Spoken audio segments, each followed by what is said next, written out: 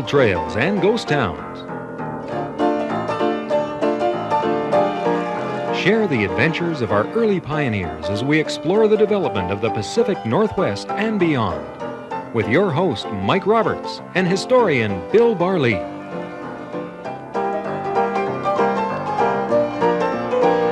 as the miners go into the tunnel, we can start another Gold Trail and Ghost Town. Mike Roberts, Bill Barley with you today. And today, this is going to be one of my favorite shows ever, because today we just take a look at some of the artifacts. You know, the everyday stuff of the history of this country, which is now getting very, very rare. It's appreciated dramatically. When I started collecting at, 11 years old, Mike, pick up all sorts of this stuff. Now we have about $25,000 worth of various items and artifacts here.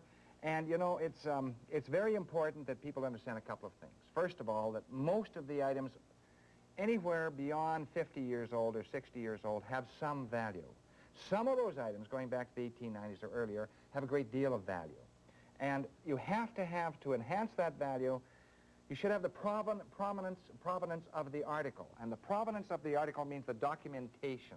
You should know where it came from. You should keep very, very close notes on that. You should be very, very precise on those notes, because this will enhance the value. And a lot of these things stay in the family. Indeed, they should. But people don't understand that. They think, okay, we got a collecting piece. They hang it on the wall. They forget where it came from. It doesn't work that way. It really makes a great deal of difference.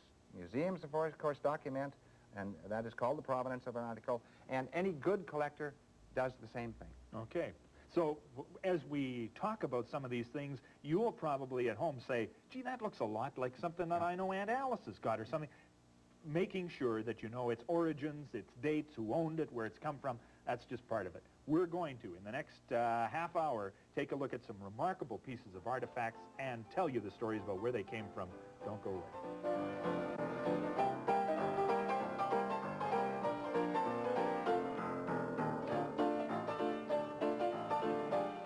Towns, Mike Roberts and Bill Barley here today talking about I consider them treasures, but artifacts of the time.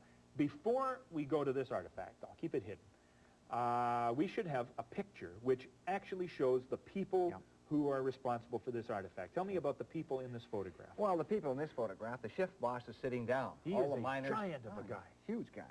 Silver standard shift boss. And he sits down, everyone else stands and pays him due. And they look like respect. a bunch of pretty rough customers, too. I mean, they don't look like a gentle, sophisticated, caring lot. Well, you wouldn't think that they were very, aware of their position Of in the life. niceties of life. That's right. And, but they were. And this is an artifact which they provided for their boss. Yeah. And this is interesting, because this comes from one of the most famous mines in Old Silverton. That's the Van Roy, which was originally called the Vancouver.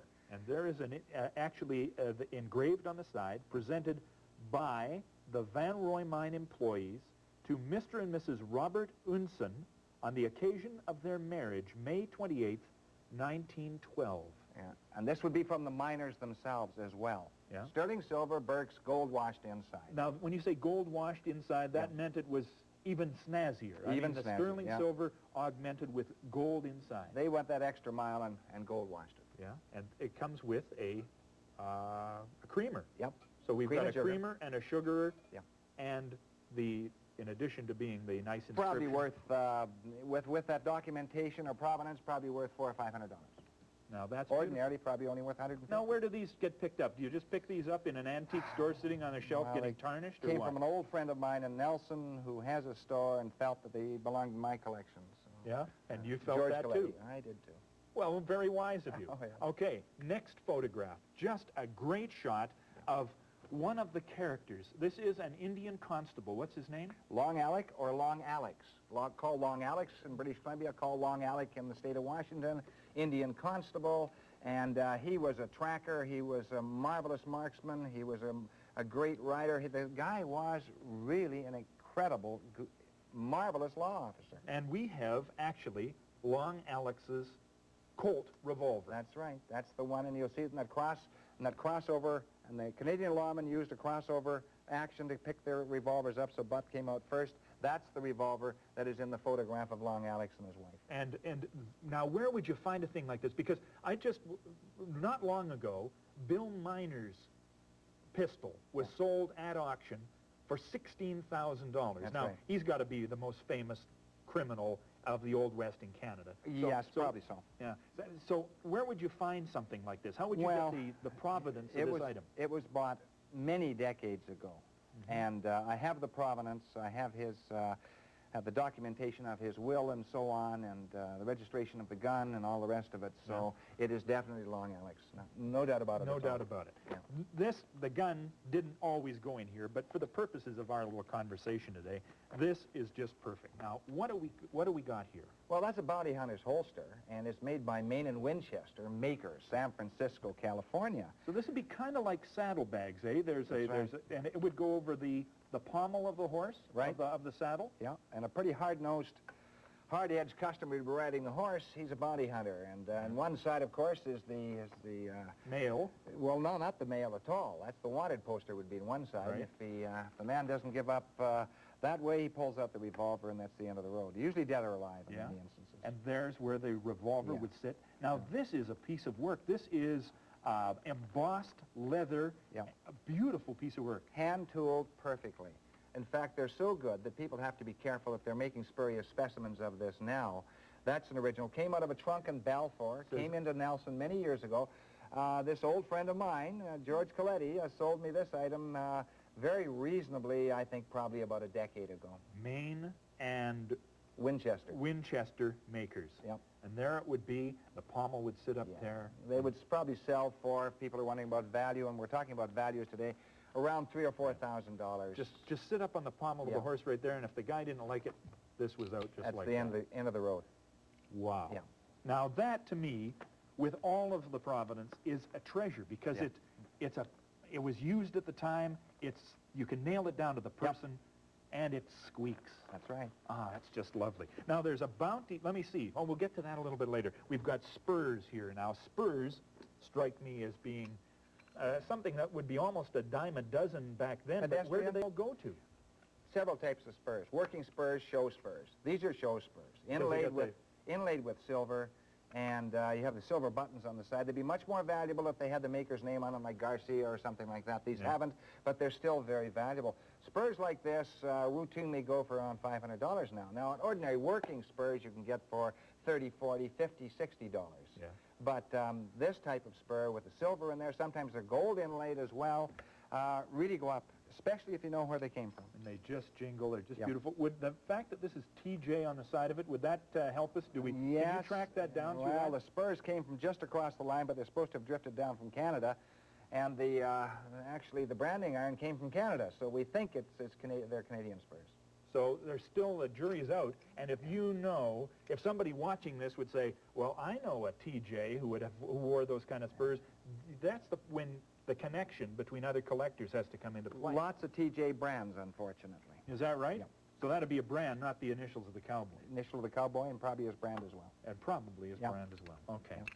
Now, going to some other areas, the Chinese connection in British Columbia left so many wonderful cultural events and objects around. Everything. I've collected Chinese stuff, Mike, since I was about 14 years old. Yeah. And, in the last few years, I've really concentrated, the last 20 years, I should say. Yeah. And some of it's quite commonplace. There's an item you're picking up right now that is fairly commonplace. And you have to be careful of that, Mike, because... Okay. This is the right way up? That's right. That one means right way up. Oh, that's what that means. Yeah. Otherwise, it drops out on the floor. A little braided bamboo or holder slides down. Yeah.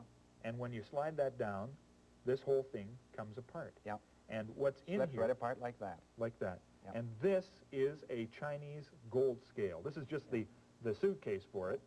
And if you Ivory bar. Yeah. 3 different weighing methods on it. Yeah. And there's the counterbalance. And this would be, these items are not very difficult to obtain right now, probably worth around, I'd guess $100 to $150 is all. Becoming more... well, they're so fragile. They're and rarer than they used to be, of course. And that came out of Yale, of course, which was an old... An old gold town. Yeah. Now, we got some photographs of Barkerville, for example, Sure. and you can see the Chinese in this photograph, and you can tell this is Chinatown in Oh, yeah. Barkerville It way back definitely when. is. Big Chinatown in Barkerville. And a lot of very famous Chinese families. The Hong family, in fact. That big gold scales there, Mike. Was the Hong family Which belonged to old Bill Hong, and I knew old Bill very well. He just died a couple of years ago. Yeah. He was a marvelous man, and mined all through that area. Did exceptionally well. And that's made probably in Canton, or very close to Canton. I have two sets like that, very similar, perfectly balanced, and definitely Chinese weights, which are kind of an S weight or a caddy weight. And yeah, so, and that's worth probably now $3,000 up, going up rather rapidly, the Chinese material. There's so much degradable. I mean, those are leather thongs that are holding the brass plates, or what do you call those? The brass trays in place? Weighing trays. And so, and it's all been handmade. This stuff here, you can see, has been the work of a blacksmith at the time. Yeah.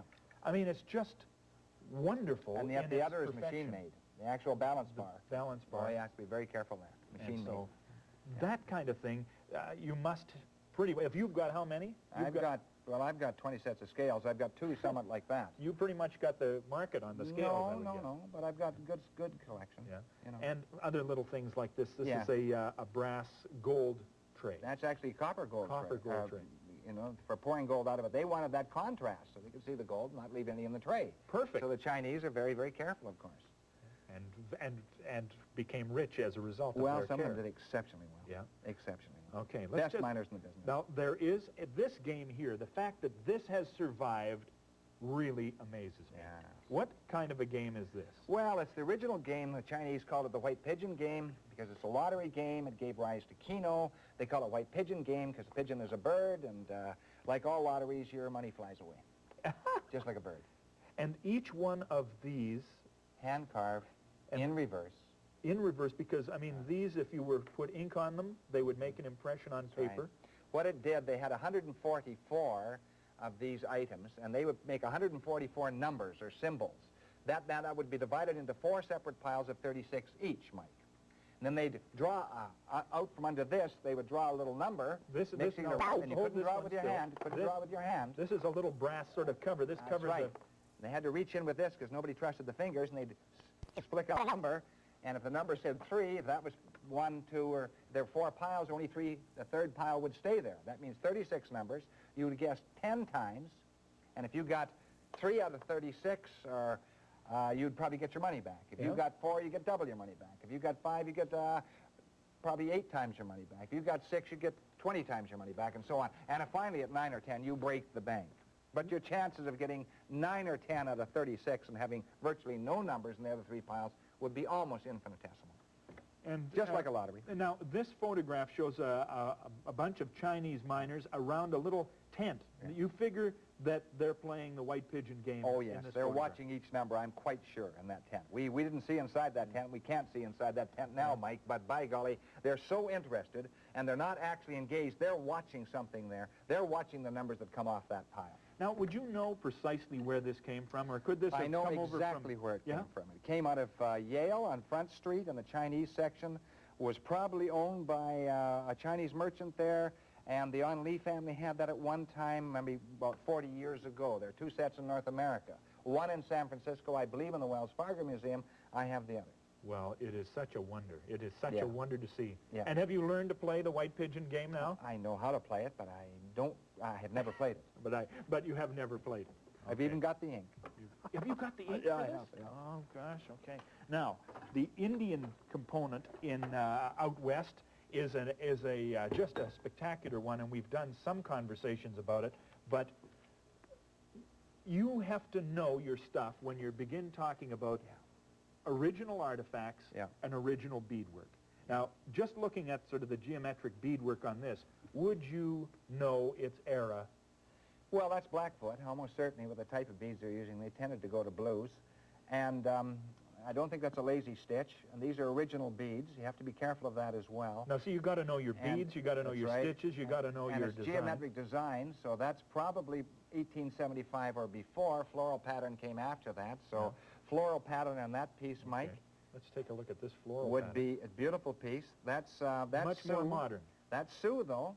That came out of came out of a collection that came out of the Custer's Last Stand, or the Battle of the Greasy Grass, is another name to call it by. And when they came over into Canada, this is one of the pieces they brought over into Canada. Now, they made a decision, the native artists and artisans made a decision to go from geometric to floral.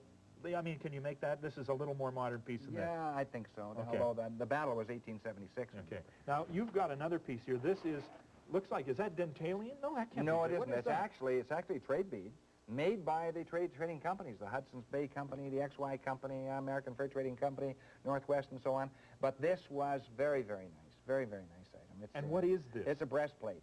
And you'll see this, this photograph will show some of the Indians all lined up here. This is taken by H. Pollard of Calgary just after the turn of the century. And this is a very, very valuable item. Probably, with the documentation, probably valued around $5,000 to $7,000 Canadian. So, and almost impossible to replace. You have to again be careful to make sure that the beads are original. Yeah. I wouldn't clean them up. I haven't cleaned these up, as you'll see. They're actually... look very carefully at the leather. Look at the type of cloth that's tied into the bone, and or the pipes, as they call them. Yeah. And, each one of these is yeah. a turned bone. Yes, it is. Yeah, by the Hudson's Bay Company, probably in that case. And again, Plains Indians, probably Blackfoot. Yeah. I've got Cree Blackfoot and blood material as well. It is. I mean, it is so substantial. Oh, I mean, yeah. I would like to have sort of a modern reproduction to see what changes. I mean, when you take a look at the leather, it's developed a shine associated with age. When you look at the cloth, it's developed that sort of dustiness associated with age. And each bone has got that little patina. Oh, yeah, it has. It's marvelous. They had a marvelous ability to match colors, which we don't seem to have. And they varied from nation to nation. The Blackfoot differed from the Cree, and the Cree differed from the Sioux, and the Sioux from the Cheyenne, and so on. So it's really quite interesting, Mike. Okay, I'm going to take a break here, okay, so that I can get all of this stuff off me, but we'll come back and take a look at a few more artifacts and give you the caveat emptor. In other words, if you're buying these, what do you look for? And if you own these things, how do you assess the value of what you own? We'll talk about that right after we take this break.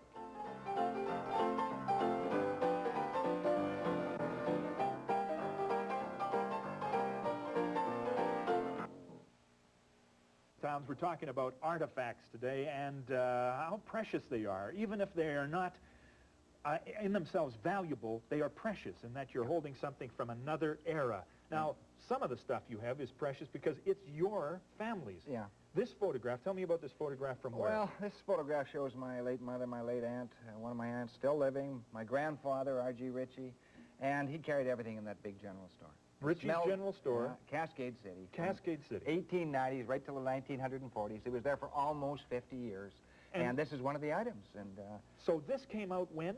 It'd be 1930s, early 1930s. And there it is, Ritchie's. R.G. Ritchie's, Cascade, B.C. Ask for Ogilvy's Royal Household Flower. Now, this was probably 5 cents. They put it in a flower, and everybody had one. Worth $200 now. $200. Varies from about $35 for those jugs to $200. Any ghost town stuff, Mike, the ghost town stuff, Sandon, Cascade, Phoenix, and the mining town stuff, Caslow, Rosslyn, and so on, going up dramatically.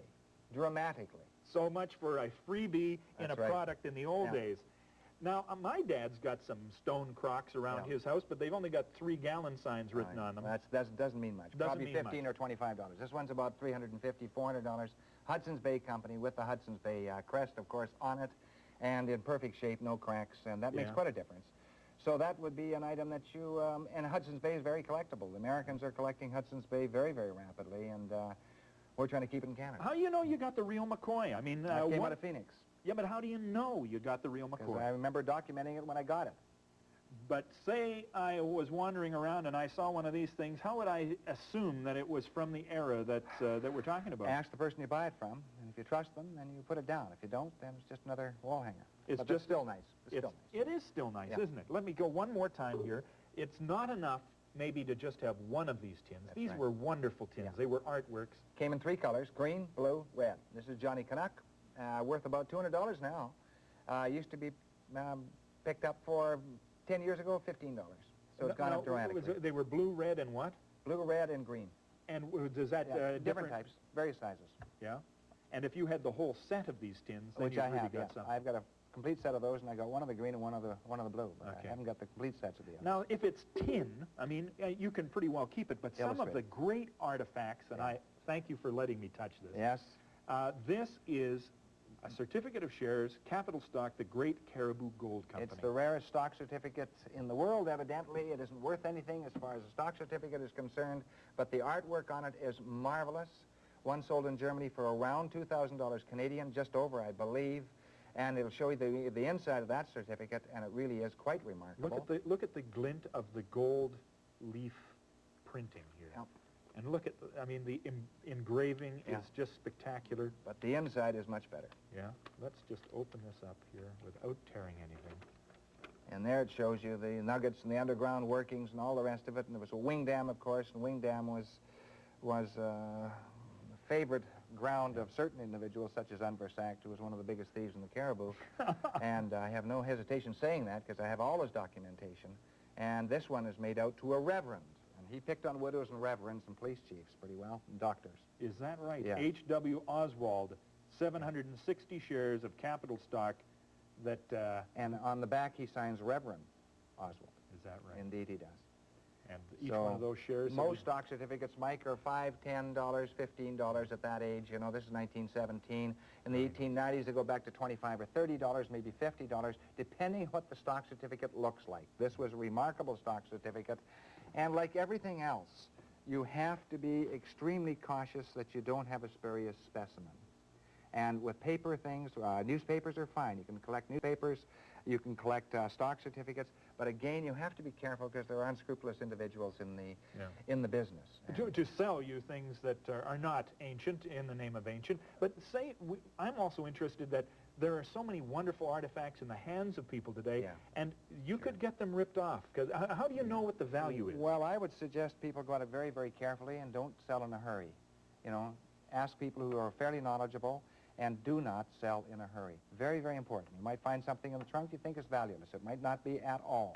Ivory poker chips, $100 each now. Ivory, not composition. Maybe $200 each. Depends where they came from, what the documentation or provenance is. And you have to find a person who will give you the information who you can trust. Yes, you have to be very, very cautious about that. And there are some dealers that are as good as their word. There are some who are perhaps not quite as good as that. And I think to myself, and I've had this experience now, people coming to my family saying, well, I'll give you $50 to take that off your hands. Mm-hmm. Caveat emptor comes into mind there. Yeah.